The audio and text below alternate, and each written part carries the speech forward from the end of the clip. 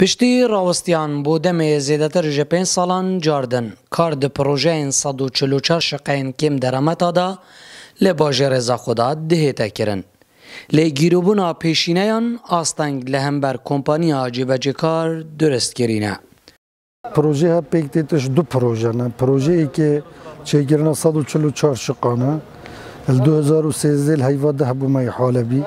او به 2014 بر شر تروریستین داعش و بر قیران دارایی و کو همی پروژه تریم کردستانی هات بی سکناندن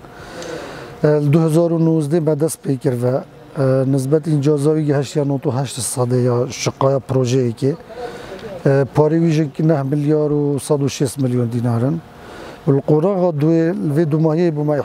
احاله بی تکمیل خدمت گزاری دوان شقیت که درآمد آنن پیکتن جدو بیر توازیا و شبکت آوه و کهربه و حدیقه و تکمیلات جاده و چاره سرکرنا آواگیران الهشت 11 من باشره کری نسبت اینجازاوی حتی افروکایی هشت تقریبا 35 حتی 40 ساده پروژه درست کردن شقیان گهشتیه نوتو 8 ساده و ین جاده و خدمت گزاریان دو قناق ناویندایو روزانه کار لسر دهیتا کرن. نسبت پروژه یا شقه بنای تامشه بیجت